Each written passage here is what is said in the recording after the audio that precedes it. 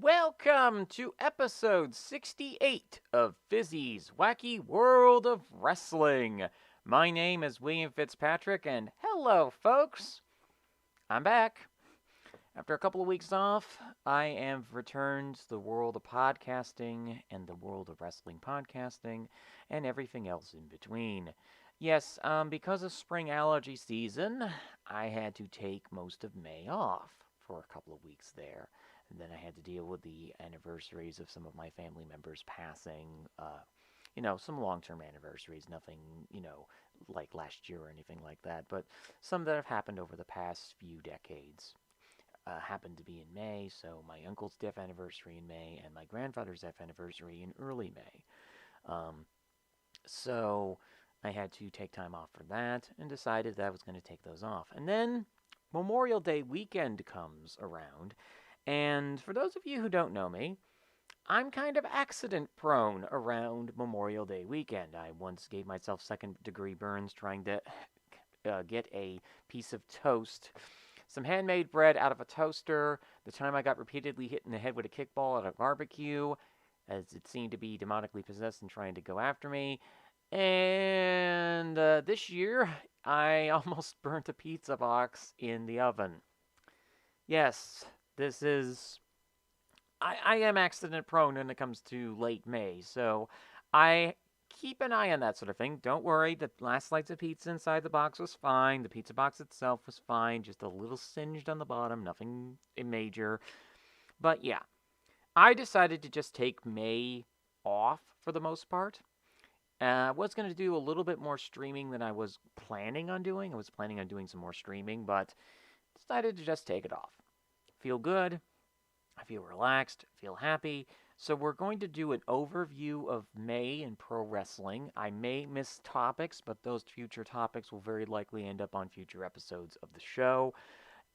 This is the 68th episode of the show, which means that we are, well, I am at least, only 70, 80, 90, pretty close to 100 episodes.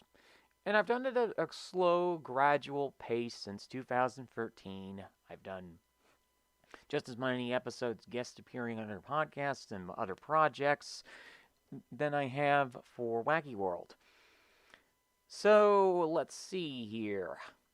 Today we are going to talk about another topic that has not been on the show for a while. For those of you who remember the Sumo shows, yep, they're back. The Sumo alarm is at grade, what would you call it? It's at grade 5, grade 6. Maybe, the Sumo Chaos is just like, literally off the charts. And in order to designate that, which is which I shall be talking about for the May Basho, I have presented the greatest award in sumo wrestling history. An award so great and fascinating that it dwarfs any kind of grand championship, even the Emperor's Cup, in the history of sumo. Behold. And now the Golden Abbey Award for Excellence in Sumo Chaos for May of 2021 goes to Asano Yama, which is exactly the kind of screaming that was happening to dear unfortunately, to, oh yeah, there it is. It shows up on the screen. That's actually the first time I've actually done one of those screen transition things. It's probably something I'm going to integrate into future shows to break down these segments, especially if I am doing that sort of thing. But yeah, I'm pretty happy about that. I made it in 3D Maker. It took me less than 5 minutes to do, actually. It's an upside down trophy, a pillow, and a smartphone. Representing the 3 key virtues of Abbeyism. Sleeping during a meeting when you're talking about personal sumo conduct. A smartphone. The aforementioned incident where he's posting images that could be seen as inappropriate on the social media apps. Pro wrestlers could learn a thing or 5 from sumo wrestlers in this regard. And of course, the upside down trophy, representing the greatest pinnacle of sumo wrestling achievement. You might be asking yourself, Fizzy, what the heck did Asano Yama do? Well, some context. Asanayama is a rising star.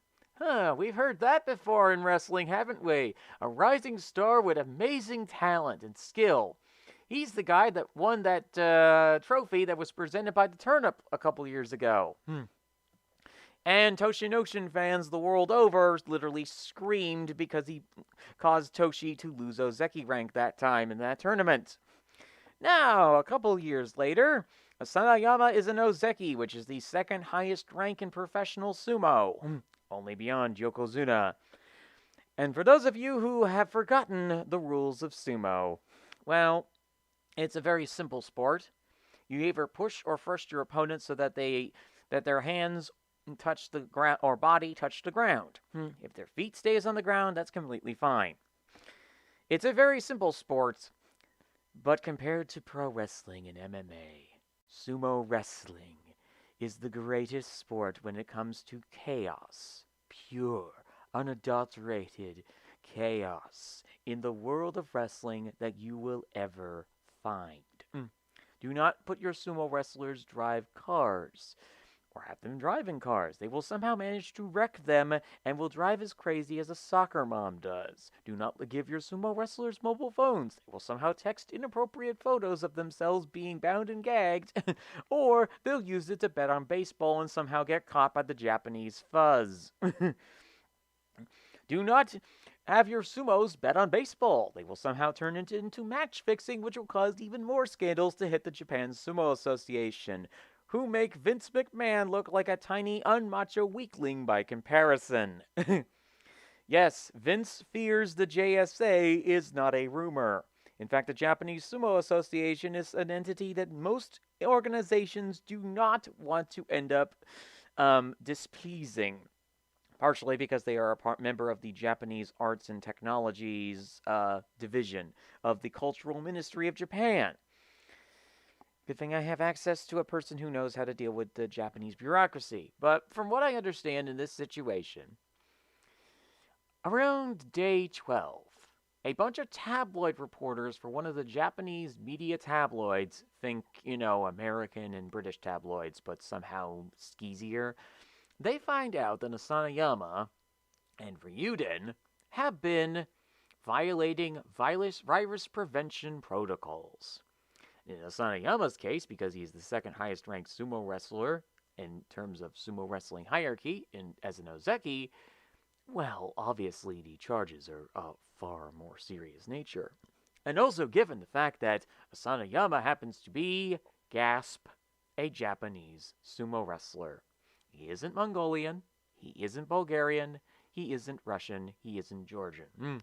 He is a Japanese sumo wrestler.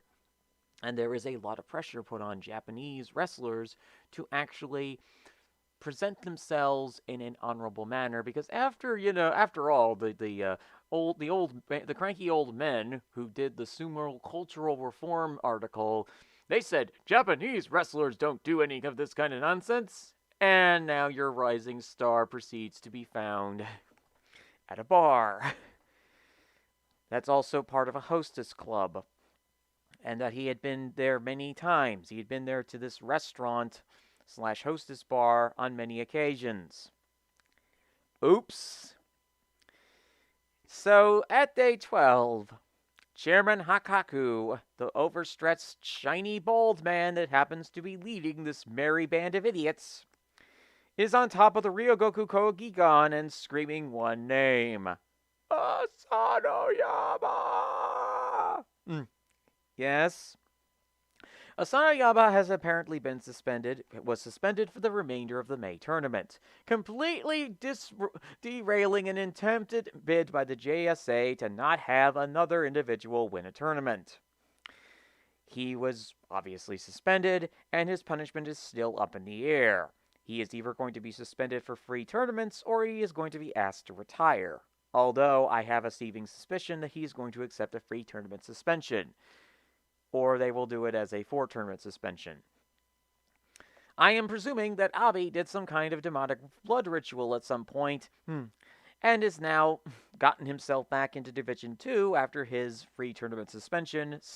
He was stuck in Division 3 for 2 tournaments, and he proceeded to get a good enough score to get back into Division 2. Yep. So, yes, the Chaos Pendulum, as far as sumo wrestling is concerned, involving Asanayama, is this. So, what do I think of it?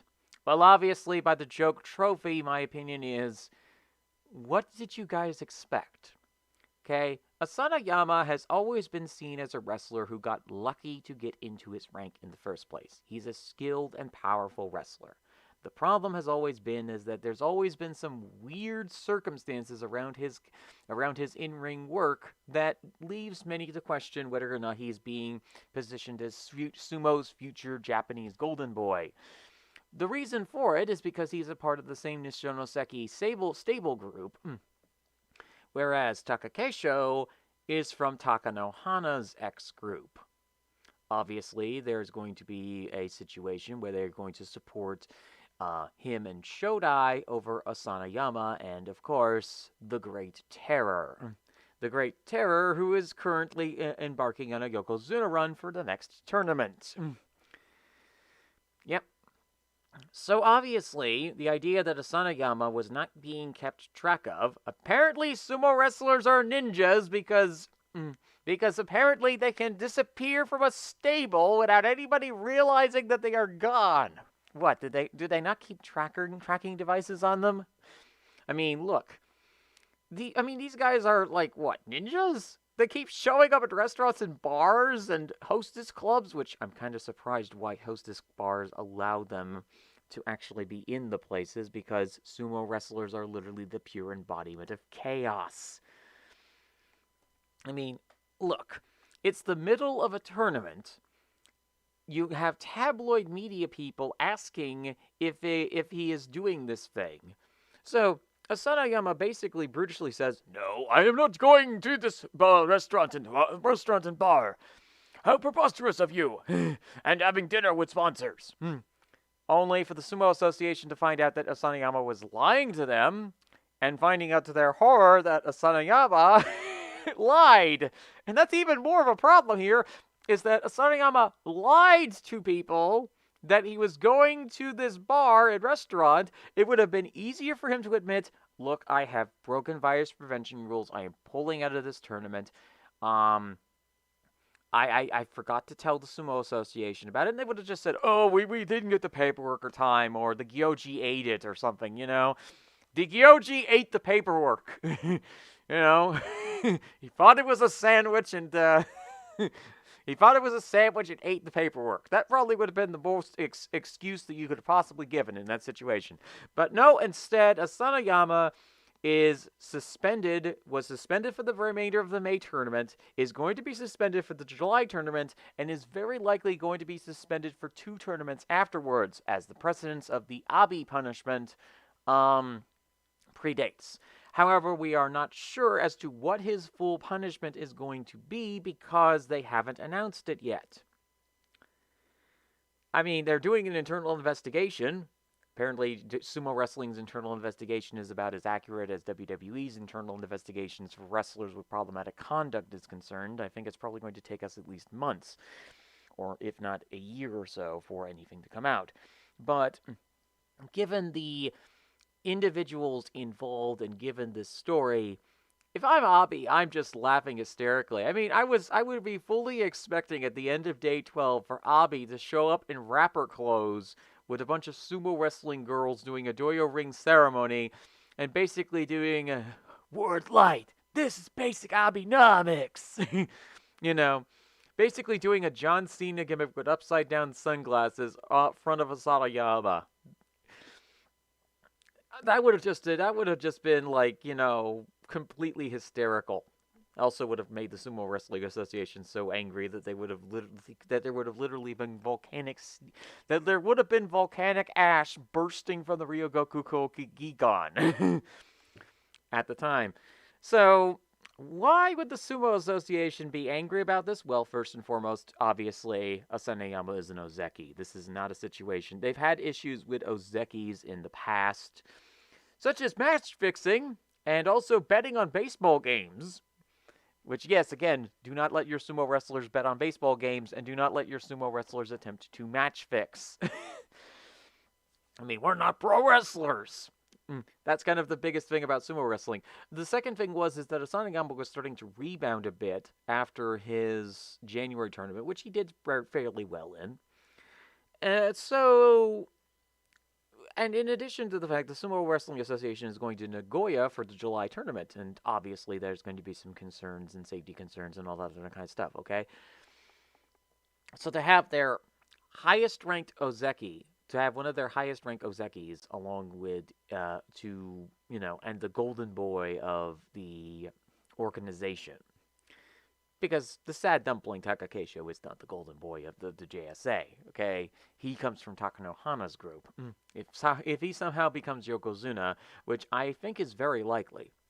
I'm not as down on Takakeisho as other people are. I just think that he just needs to have a couple of good tournaments, and he'll be okay. He'll be fine. I think people really need to stop putting as much pressure on him to actually succeed or fail in this situation. Just see what happens. Roll the die and see what kind of sumo wrestling related insanity we can provide.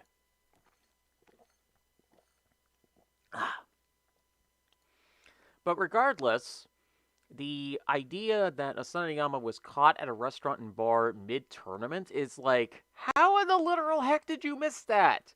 It's not like he's some kind of giant sumo ninja. I mean, at least the stable master this time wasn't caught in the same bar, like the last time one of these incidents happened, where they were forced to retire. So yeah, that was a bit of an awkward situation that happened. If you go look on the Wikipedia page for years in sumo wrestling, the person who has edited that news tab, thank you. I should just say thank you, because it gives you a chronological order of whatever kind of controversies happen in the Sumo Association world. You won't believe what happens in 2011 and 2009 and 2010, the year when sumo wrestling when people found out that you do not trust sumo wrestlers to bet on things.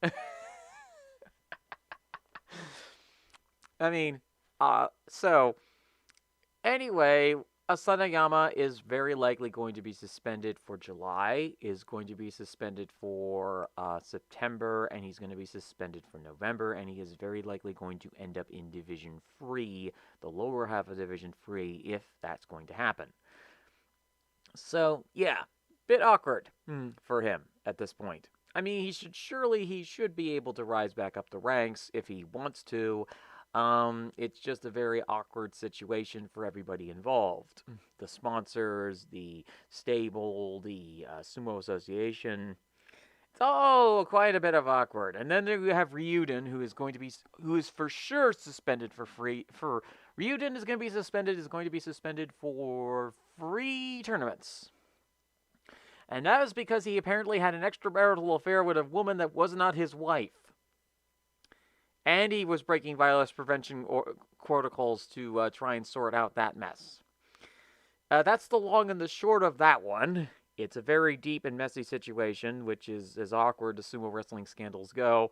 Yep. So Ryuden is getting suspended, Asano is getting suspended, and the first sumo tournament outside of Ryoko Kikoko Gikan is going to happen in Nagoya in July. It is for sure going to happen, and a sumo-sized meteorite isn't going to hit Nagoya at this point. Knock on wood. So, let's see here.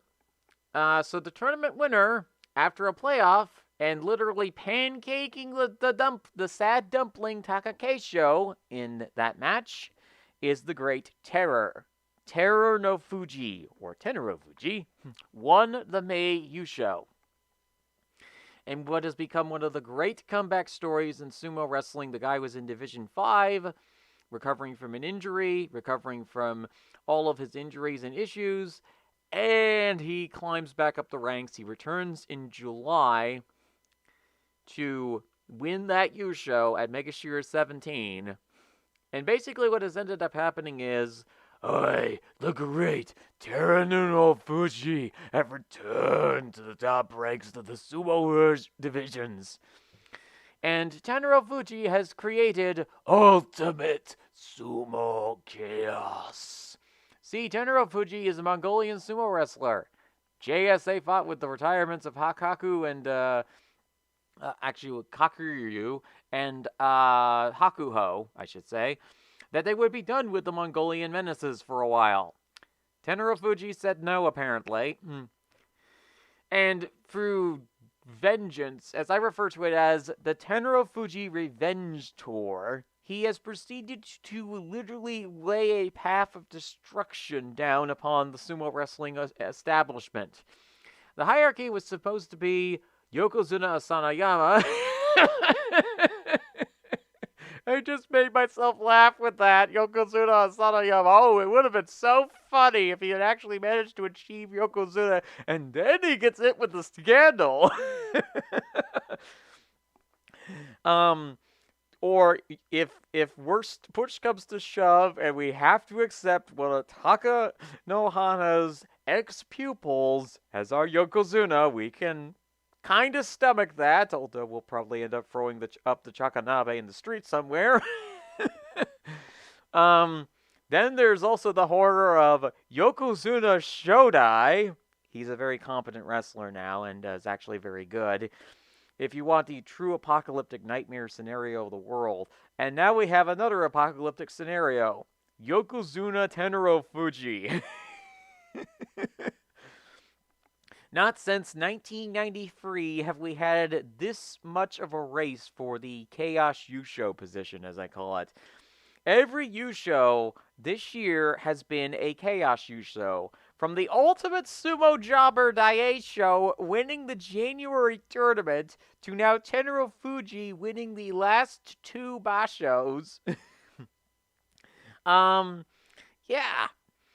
So Terunofuji is going on a Yokozuna push in July, and he basically has to win the tournament and score a very good record, obviously, to be able to qualify for Yokozuna promotion. He's won 2 tournaments, but the problem is he won one of those tournaments as Sekiwaki. He needs to win 2 tournaments as an Ozeki in order for it to actually count as to his Sumo Yokozuna totals. Although going with as many wins as he's done, I think he is at this point at a 60-plus win percentage. He was at like 57 and 16. 57 and 12 or 57 and 16 in his last several Bashos. And so with him winning this May tournament, he now has the opportunity to become Yokozuna.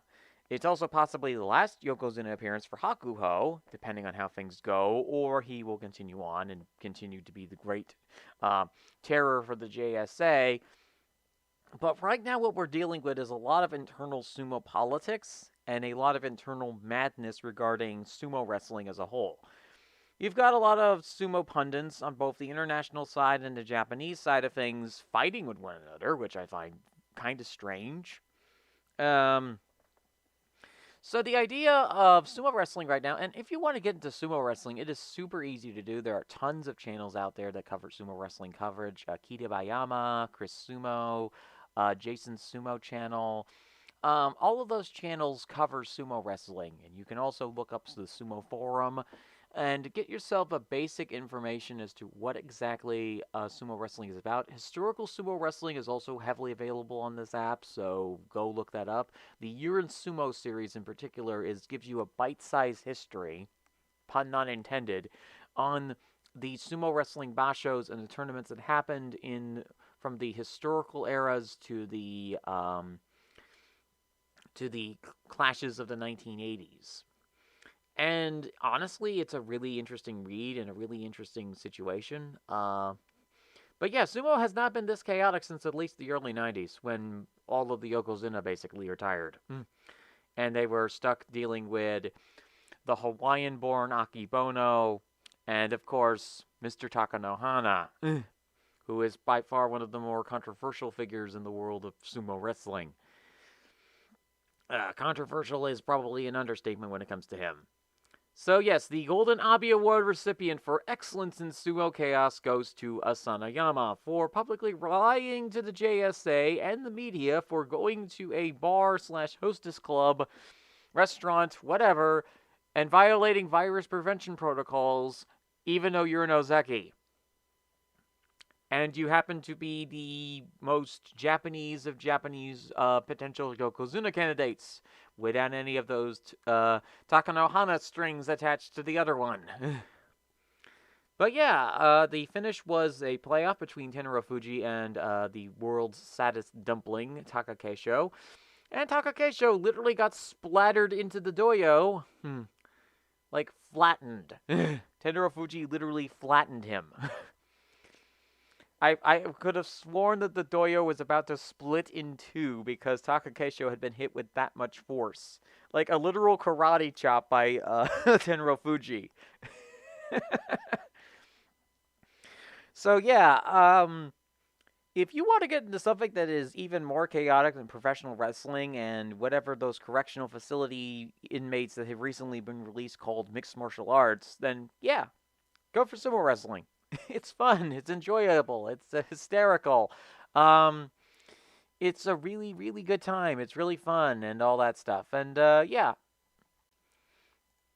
So yeah, basically we have a situation where sumo wrestling is back in the headlines for all the right and wrong reasons, and you know.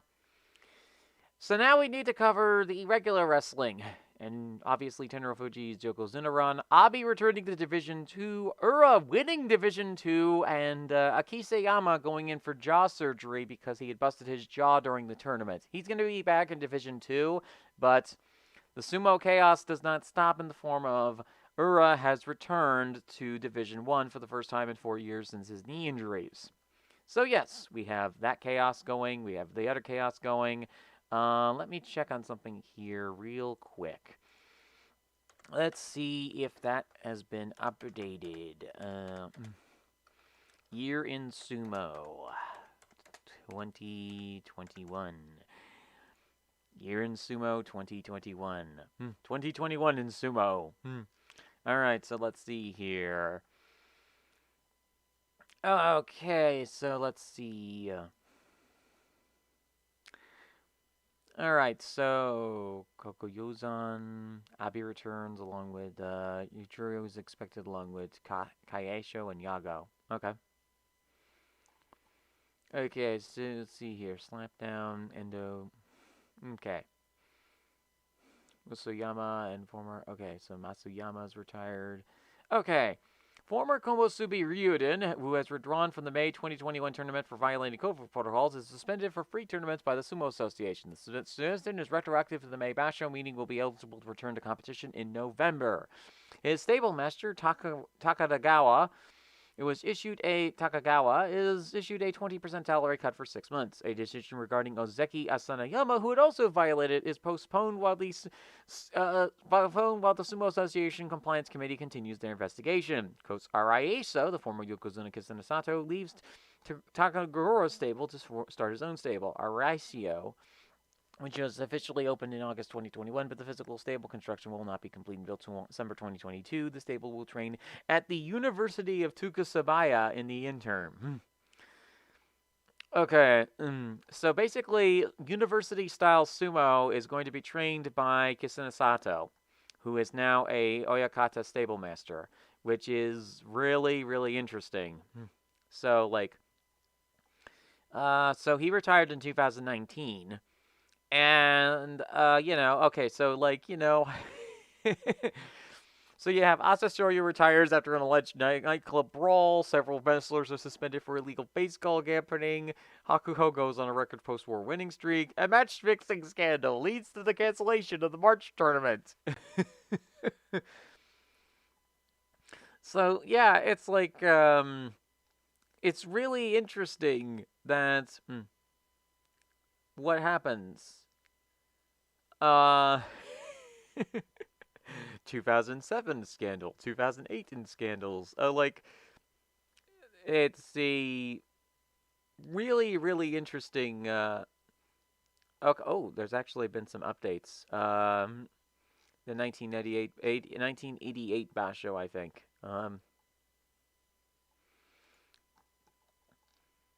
So basically, what sumo wrestling has done over the last year and a half or so has basically become the literal equivalent of chaos. As I've said beforehand, chaos.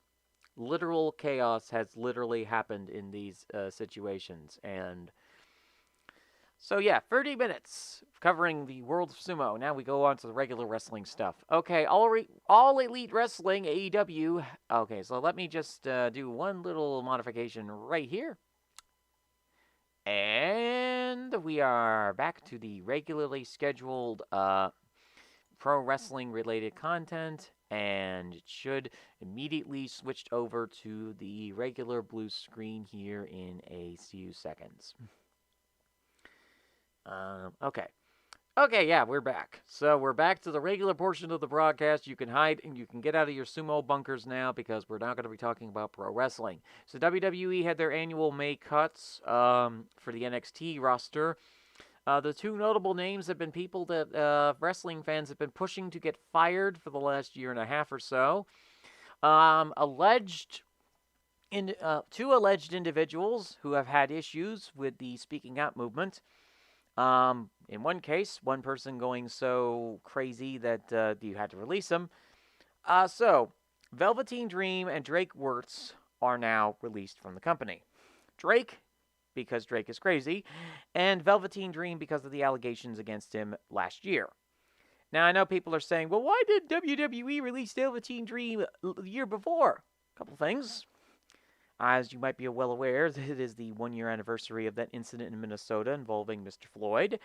So they're not going to be releasing an African American wrestler who has that much of an audience behind him.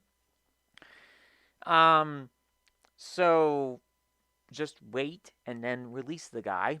Also, Velveteen Dream had a back injury issue, which had been preventing him from competing at full strength. So injury concerns, personal concerns, and apparently he was an absolute terror backstage. Probably alleged by some, including several professional wrestling artists, that he was the most unprofessional individual that they had ever encountered. That's not good. So we have a situation where those wrestlers got released. 8 additional wrestlers from NXT got released alongside Mr. Florida Crazy, Hardcore Deathmatch Crazy, Drake Wirtz, and Velveteen Dream. Over in AEW, they just had their Double or Nothing pay-per-view. Mark Henry is joining the commentary team for the Rampage shows. Not sure why WWE let it slip that someone that had been providing them with a lot of prospects. Bianca Belair was actually one of the prospects that was scouted by Henry. So I don't know why you let him go. And why now he's now in AEW, which is going to provide them with a big boost as far as athletic prospects that they can make into professional wrestlers. You know, that seems kind of a bad idea. So overall, Mark Henry is now a part of AEW's commentary team. Probably will end up as a stable manager at some point. Given the fact that AEW seems to be trying to go for kind of an old school vibe with their product. Dark and Elevation continue to be enjoyable for me. It's really, really fun. I really enjoy it. And it's a very fun product at the moment. I mean, I am not really all that interested in Dynamite. I think Dynamite just has too many people on the show that I'm just not interested in as far as wrestlers are concerned. But keep giving me those local wrestlers on Dark and Elevation, and oh, I will tune in. It will be... My mom and her knitting club of friends keep watching the segments involving the Buffalo wrestlers, the Pennsylvania wrestlers, the Canadian wrestlers that my mother has seen work. So we've seen Big Time Bill Collier, Stone Rockwell, Daniel Garcia, Blackwood, Kevin Bennett. I think we saw Puff on one of the shows, and a couple of others. Also, guys like Hayden Blackland have also been on the shows, and those are Graps Anonymous students. So, yeah, definitely tuning in more to Dark and Elevation because of all of the interesting wrestlers that are appearing on those shows. You know, all these like 90s style WCW jobbers from the indies, and people now being more aware of the independent scene is like, okay, cool. We've seen these people on the indies, so we know who they are. Lee Jordan and Daniel Garcia had a fantastic match on Dark Elevation. He also, I believe, did a match with Joey Janela, which is interesting. Barrett Country apparently was allegedly signed along with Mark Sterling to contracts. That was reported by The Torch. So a lot of indie wrestlers are starting to get contracts from AEW for probably 1 to 2 year deals that they can do their gimmick and characters while in AEW, and then maybe see if they can get a contract with either them or another one of the wrestling promotions. So what we're dealing with right now is in WWE, there's a lot of infrastructure changes. They have been releasing a lot of people from the media departments, the WWE Films department. That's because Vince found his own Khan. No, he did not hire Khan Uk Singh from whatever Star Trekian planet he's from. No, he hired Nick Khan. No relation to Tony Khan, and I've talked about Nick Khan a little bit in past episodes, but Nick Khan is kind of trying to set himself up as the heir apparent to WWE's sports entertainment empire. And I mean, I really don't know necessarily how to feel about it. I think that it's okay. A lot of people are basically crowning him king before the crown. I'll be completely frank. So Tony Khan, and I've talked about Nick Khan. So yeah, it's so basically I'm just checking out the chat here, seeing anybody's chat. Nope, not chat. Okay, cool. So just close that out for a second. Okay, so yeah, I'm patiently seeing what Nick is doing here. He did the media deal with NBC, and basically the WWE network was losing money because it was a niche studio product.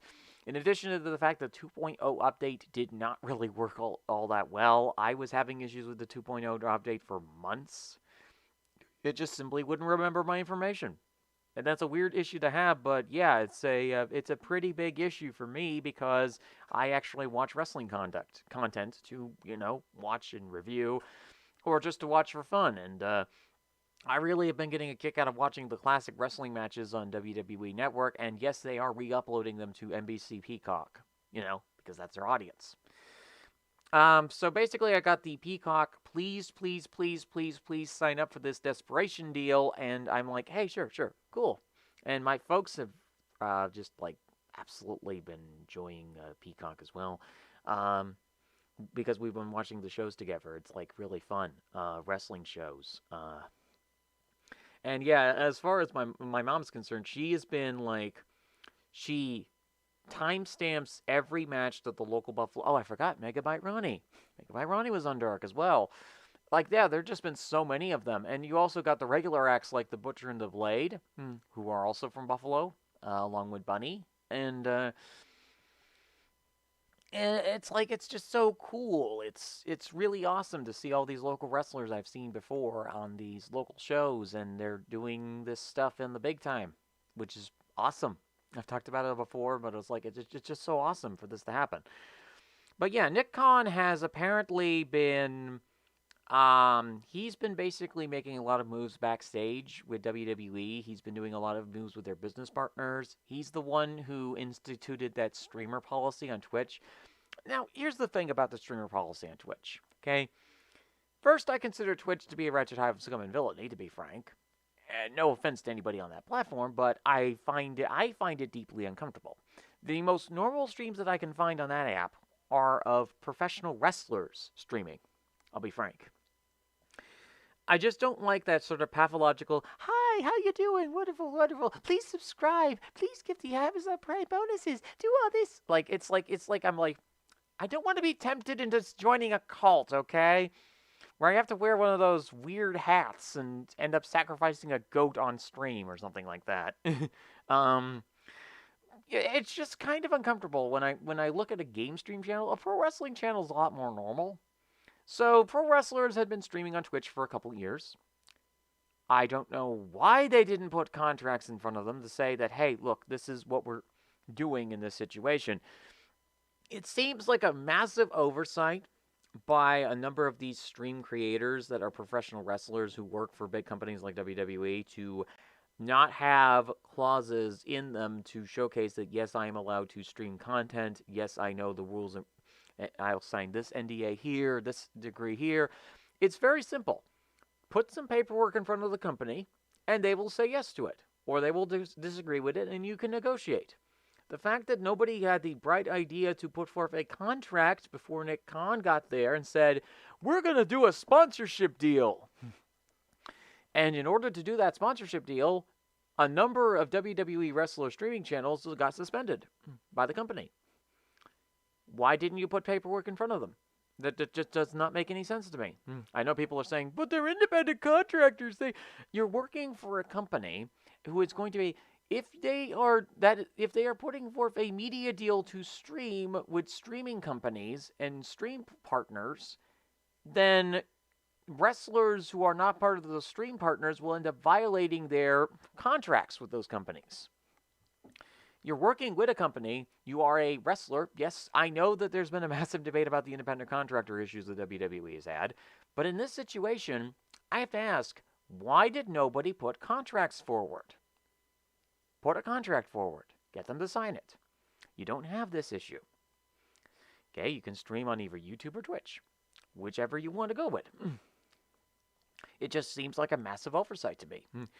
Mr. I want to keep, I dot my I's and cross my T's. Mr. I dot my I's and cross my T's for everything to make sure that everything is structured, everything is planned, and it just does not make any sense as to why there wasn't a plan put in place for this situation to happen. And I know nobody else has complained about it like that, but I'm Mr. Information.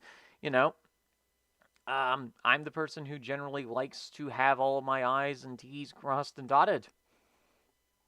So to me, it just does not make any sense to not have a contract in place. I know I'm kind of rambling a little bit, but again, it just does not make any sense to me as to why they didn't put a contract in place before Nick Khan was appointed the technical media director. What, did they have some kind of like handshake agreement on a napkin and a blood contract signed via the Necronomicon or something? So yeah, that doesn't make any sense. But yeah, AEW wrestlers apparently do have, the right to stream, and it's no problem for them. They have contracts in place, everything is all set and done. Their VPs are involved in these projects, so obviously the right kind of paperwork and the necessary kind of information is available. I trust the VPs that are involved in those kind of economic-related information, e.g. Harrington, to be able to put forth the right kind of information and, contracts for wrestlers to be able to do live streams. I think there's a D&D live stream that AEW wrestlers are doing. God bless their souls. They don't know what kind of evil that they've unleashed upon the universe. Yes, I've been involved in tabletop gaming before. I'm speaking from personal experience. Why do you think I ended up in the pro wrestling fandom? And I think that they're far saner than the tabletop game players. Oh yes, these stories I can tell. And I think I've told a few of them in the past. But yes, you will never find a more wretched hive of scum and villainy than professional tabletop game players. And I will talk about that a little bit more in probably a future episode or something like that. But yeah. So there's D&D game, there's an Among Us game stream that they do, and they have embraced game streaming basically to do the counterculture thing because WWE decides to, be WWE and do something incredibly stupid. So,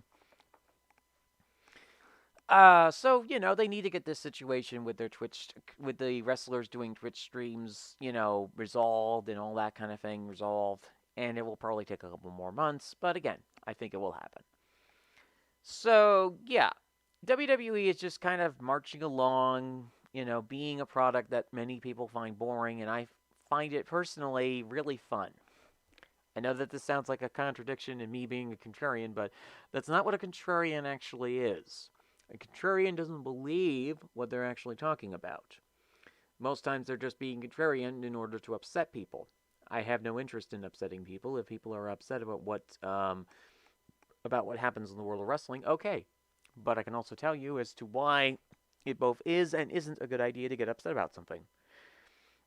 Because what you're bringing into that situation is a lot of rational emotion into something that is pro wrestling. Pro wrestling should be fun for you, not something that is painful. Although at times pro wrestling can be painful. So Raw's ended up like Impact. It literally is TNA Impact. It has literally been TNA Impact for like the last half a year. And with the looming threat of Eva Marie returning to professional wrestling, which just sounds like a wholesale threat. Rather than something everybody is excited about. Hooray, Eva Marie has returned. I mean, there obviously are fans of Eva Marie. They're going to literally do the whole pop music fan girl thing, and they're literally going to scream at the top of their lungs, regardless of who you are. There's going to be some people who are going to be dressing around in pink-haired Eva Marie wigs when Eva returns to professional wrestling as possibly either a manager or as a... Apparently people are saying that she's going to be a face gimmick. I'm just not really sure about that. I just think that she's probably going to end up a heel within a month. Or they're going to do a complete flip over and say, we fooled you. We out-gimmicked you. Eva Marie's actually a heel. And she ends up beating the Raw Women's Division champion, which I think is Rhea Ripley at this point. Not the first time that Rhea's jobbed somebody. I mean, if Eva Marie ends up stealing Charlotte Flair's thunder, I think it's going to be hysterical. The natural, the two natural evils that women's wrestling fans are going to, see Charlotte Flair and Eva Marie in the same ring together as the universe implodes. I'm having fun with pro wrestling. I'm having fun with it again. It's like, it's really cool. All these times that people are yelling and complaining about all this chaos, and I'm like, oh, I'm just going to soak it in. Because we've been dormant for like 14 months because of this pandemic and the chaos and the social chaos and the political chaos. And I'm just like, oh, this is great. So basically, I have all this sort of stuff of like, I'm watching, the possibility of somebody like Shove the Big, aka Paul Wright, betray Cody, which is like on my alarm list. Especially since Cody just apparently faced a boxer in an ex-boxer in some kind of patriotic USA versus Britain. I get why they did it. Okay, it's Memorial Day. Cody's gonna do a patriotic style promo. Apparently, he didn't vet it through anybody, and apparently doesn't understand what a focus group is. Okay, apparently he's been eating his action figures again.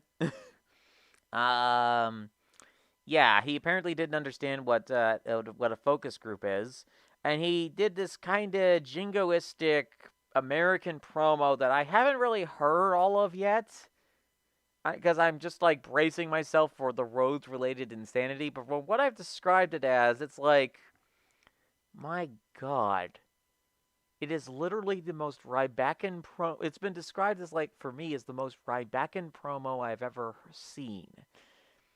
I wonder if, like, he hasn't been demonically possessed by Brandy's voodoo again, and it's like, soon he will be rambling on about beef steaks, frozen beef steaks, TV dinners.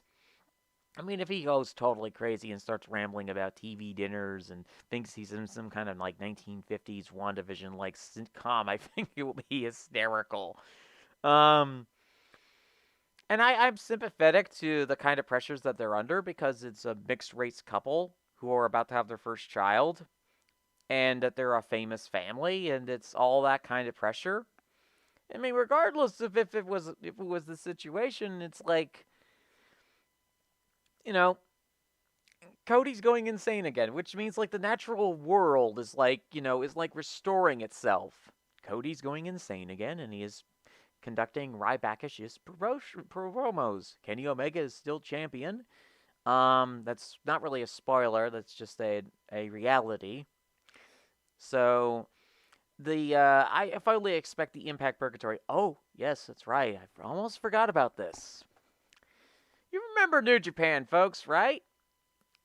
Oh, you don't? New Japan? You know, that promotion that was really getting aggressive into expanding into the American market last year and the year before? Well, real life Seto Kaiba and his cronies may be thinking about doing a partnership deal with WWE, as everybody's jaw just suddenly drops simultaneously. Everybody has reacted to this news rather negatively because it's like New Japan is the strong style product and it's nothing like WWE wrestling. Have you not seen the last 6 years of Gendo's booking? It is literally WWE style booking consistently. When all of the bells and whistles and interference and chaos stretched over almost an hour of watching wrestling. These matches go on for an hour. And apparently the disaster has hit the Disaster Fun Bowl, as I'm calling it, the Sumo Fun Ball. Apparently is not just applied to Japanese sumo wrestling, but also to Japanese wrestling in terms of the pro wrestling side of things. Because New Japan had a COVID outbreak, and then their IWGP World Champion, whatever you call it, the top champion, they made it as Will Ospreay, and Ostrich Head injures his neck again and has to go to Britain for specialized treatment for it. And apparently he gets into a fight with New Japan management because they want him to do rehab and recovery in Japan. Ospreay blows him off and goes to London. I presume he wants to have his neck repeatedly smashed with a cricket bat, which is probably the ancient medieval therapy that they have over there. But New Japan and Ospreay are at disagreements with one another. Ospreay, being Ospreay, is pulled an ostrich head maneuver and has literally stuck his head, well, what parts of his head he can actually move, in the sand like an ostrich. And now New Japan management is very upset with him, and they're now thinking of which Gaijin they're going to replace next because they have relationship problems with Kenny Omega. They now have issues with Will Ospreay, which is completely understandable. It's Will Ospreay after all. People are yelling at New Japan. Why didn't you just put Shingo Takahashi in the Takashi? Why did you not put Shingo Takahashi as the champion? Because now he's facing against Okada for the IWGP Heavyweight Championship. And people are like, well, don't go with Okada again because Okada's been the safe route. And now you have this exploratory partnership deal between New Japan and WWE. Now, New Japan has had partnership deals with WWE before. It was back in the 1980s. It was just basically they would exchange a couple of wrestlers. WWE would throw a couple of mid-card wrestlers over to Japan to, basically facilitate, this kind of deal. They would create a championship that nobody would acknowledge on either side, and the WWF Lightweight Championship, by the way, was a invention of this last New Japan deal. So people who are having nightmarish flashbacks to Inokiism are now having those flashbacks with WWE, and the possibility that this deal is being brokered because of the possibility of them trying to retain Daniel Bryan, who has now disappeared. I'm sure if you go look at some underworld subterranean gnomish city, I think you will probably find him. Yes, the deranged lawn gnome has disappeared from WWE and apparently has let his contract expire. We think. We are not sure. It's possible that he will jump to Impact, which will make it really strange that the Ultimate Donner Party of Professional Wrestling has Daniel Bryan of all people in it. I guess he wants to continue his feud with Big Cass, who's now in Impact. Once again, showcasing a sign that nature is healing, Impact brings in a mid-card team from NXT WWE in the form of who's now calling himself William Morrissey. Cass is back in a major promotion in terms of promotions, the Donner Party of Professional Wrestling, and they really have benefited. They have benefited from this AEW deal more than AEW has. They actually have their ratings back up again. and Kenny possibly being stuck in Impact Purgatory.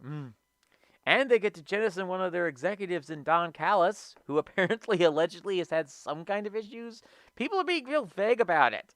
But again, executive issues in professional wrestling, like, okay, that's just kind of normal.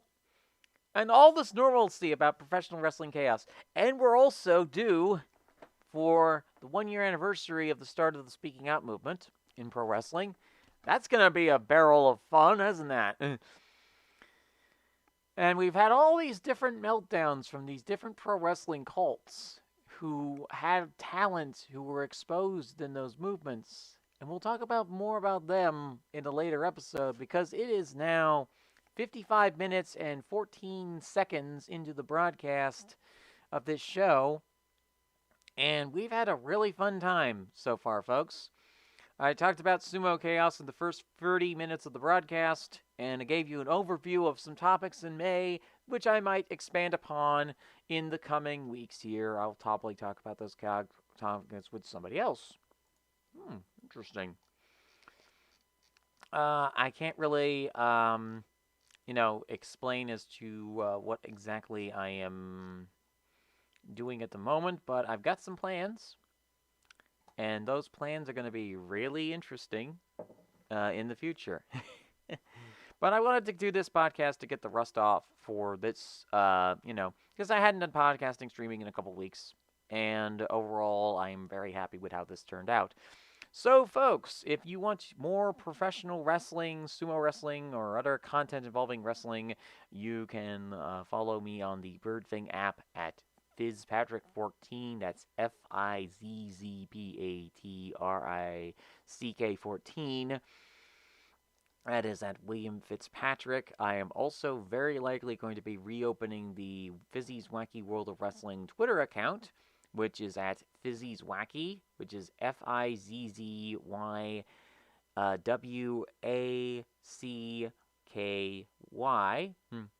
I've kind of got that established. I don't really have it established yet at the moment, but I probably will be doing some work on it in the next few weeks.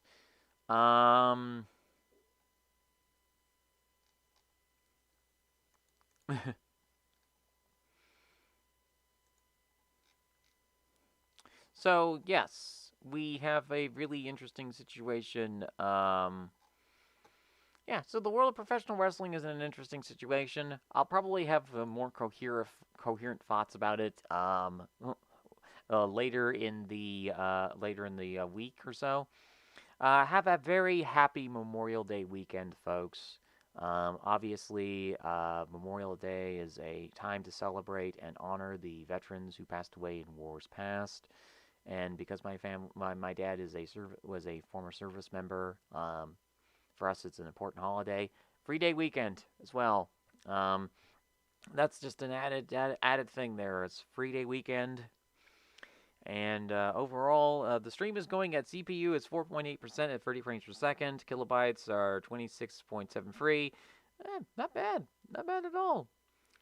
I really like this setup. It's really good. I actually got to showcase some of my image switcheroos for this particular show, the Sumo image, which I created it myself. It was like 5 minutes, the pillow, the phone, and of course the trophy. But yeah, that has been a pure sumo chaos with an overview of May in wrestling. Fizzy's Wacky World of Wrestling, episode 68.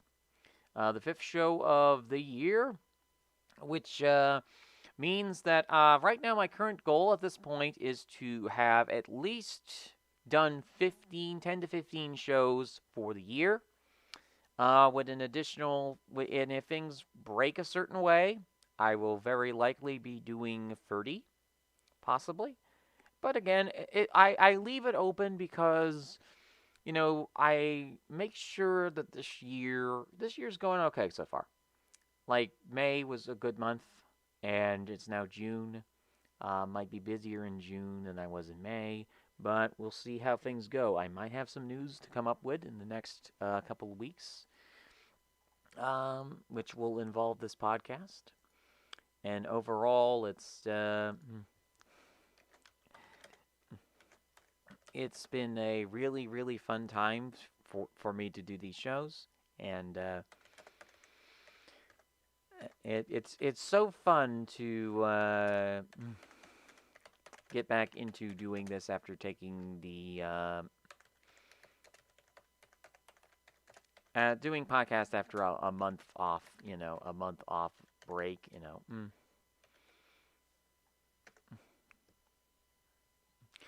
After a month off and all the stuff that just taking time, getting over allergies, all that good stuff. But yeah, this has been episode 68, and a pure sumo chaos with an overview of May. Thank you once again for tuning in, folks. It's been a really interesting stream that I've done. Just basically an overview as well as talking about the Sumo Chaos. Thank you so much for tuning in, and I'll see you on the next edition of the show. It will either be on Friday or it will be on the weekend. I'm not really certain yet, depending on how busy things will be this week and or weekend. We'll see how it goes, and or I'll see how it goes, and might be bringing on somebody again. We'll know. We'll see. Never know. Anyway, that has been William Fitzpatrick. This has been William Fitzpatrick, and episode 68 is in the books. Have a good day or night, ladies and gentlemen. Have a very happy Memorial Day weekend. Remainder of that, as well as a very good week. And I'll see you next time. Bye, folks!